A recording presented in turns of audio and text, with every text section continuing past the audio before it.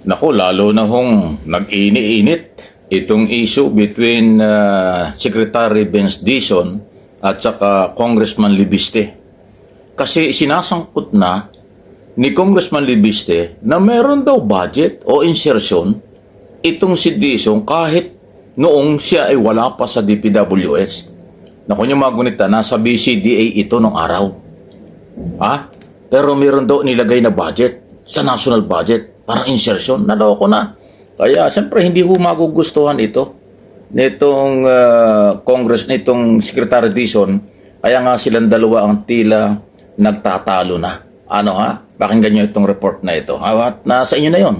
Kung maniniwala kayo o hindi, pero ito yung balita. Isa rin na nga naglalaba sa mga alegasyon kaugnay dito sa tinatawag nating Cabral Files. At ang pinakahuli nga dyan ay yung pagkakasangkot umano nitong si Public Works Secretary Vince Dizon sa mga budget insertions at allocables nung siya ay nandun pa sa BCDA. Bagay na itinanggi na ng kalihim. Sa isang pahayag ay sinabi ni Dizon na wala siyang kinalaman sa anumang malisyoso at walang basehang mga alegasyon ng pagkakaroon ng budget insertion para sa mga flood control projects para sa BCDA. Nagsilbing President at CEO ng BCDA si Dizon mula 2016 hanggang 2021. Nasa pribadong sektor si Dizon bago siya kinuha ng administrasyon para pamunuan ng Department of Transportation at kalaunan ang DPWH. Naglabas na rin ng hiwalay na pahayag ang BCDA kung saan sinabi ng ahensya na wala itong anumang flood control projects na pinondohan ng budget insertions, allocable funds o kahit anong discretionary funds ng mga mambabatas. Wala raw ganong pondo para sa anumang proyekto ng BCDA. Hindi rin daw nakikilahok ang ahensya sa mga discretionary funds at insertions. Ang mga proyekto raw ng BCDA ay nagmula sa aprobadong government programs na pinopondohan ng National Treasury at maayos na nakasaad sa General Appropriations Act at sumasa ilalim sa mga alituntunin ng Commission on Audit. Kumpleto rin Ayan, kita nyo? Malaki talaga yung uisyong ito. Si Dizon ay nasa BCDA nung panahon ni Duterte. Okay? Ngayon lang naman siya naging cabinet secretary sa ilalim ng Marcos administration. Paano yan?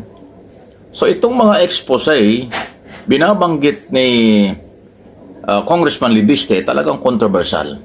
Sino kaya makakapigil ito? Dapat ba siyang pigilan? O tuloy-tuloy lang itong kanyang mga sinasabi na ang tinatamaan po ay mga taga-gobyerno noon at ngayon? Ngayon ni Public Works Secretary, matindi po yan. Kung yung mismong Public Works Secretary ay binibintangan ng ganyan tapos wala naman palang katotohanan, sabi ng kampo ng Dizon, paano ito? Sino makakapigil dito? Ako, tingin kong pwede lang makapigil kay Libiste kung dapat pigilan ay yung kanyang ina na senador, si Loren Ligarda. Hindi ko lang alam kung pipigilan siya o hindi.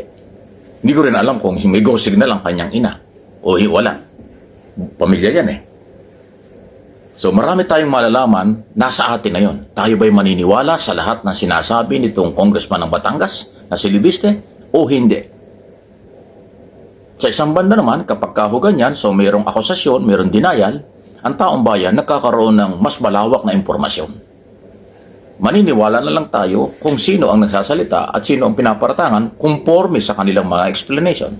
Ako naman at ang ating mga channel, Mike Abby Opinions, ay naghahatid lang tayo kung ano ang mga balitang nanggagaling, kung kani-kanino. Wala lamang personalan dito. So kay Dizon, ang sabi ng kampo ni Dizon, walang insertion. Hindi sila nakaalam sa budget. Nung siya ay wala pa sa gabinete, nasa BCDA pa. Pero sabi naman ni Libiste, meron daw siyang nakita. Ang lawak naman ito. Kala ko dati, mga secretary, Yosek, at executive secretary ang sinasabing kasama sa insertion. Ngayon, malawakan na Ganyan ang katindi ngayon ang galawan. Ang tungkol sa budget. Yan na pinag-uusapan. Madali, pero kung nakikita ko rito nakahubad Dahil meron malapad ang likod doon sa naging background doon sa salamin. Anyway, nasa bakasyon pa rin tayo. Ganun pa man, tuloy natin.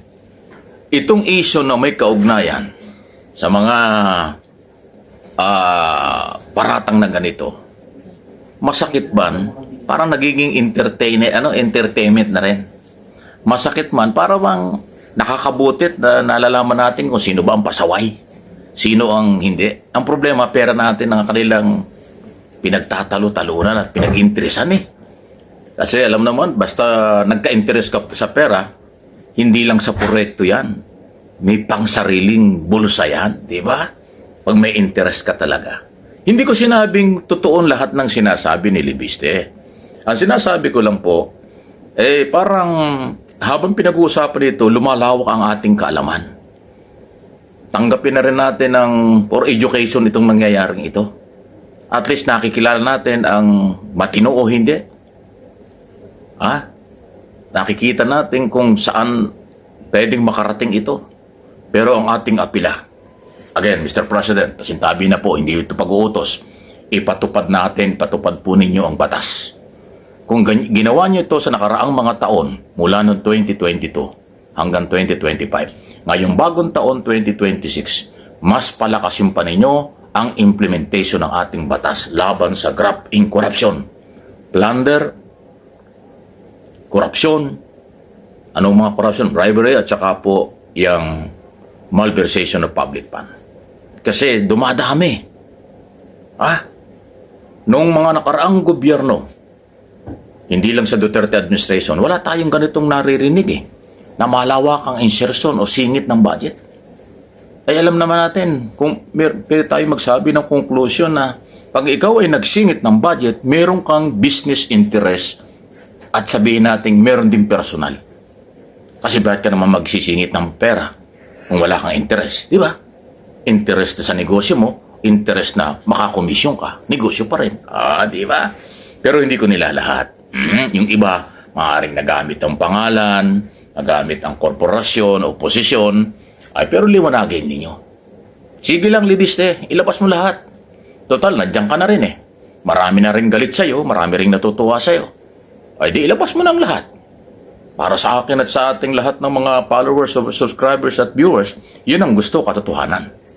Ilabas mo kasi alam nyo pwedeng mangyaring ilabas lahat Kasi pati yung sa nanay niya, sinabi niya Yun daw kanyang nanay, na si Senador Libiste, Senador Ligarda, meron ding insertion.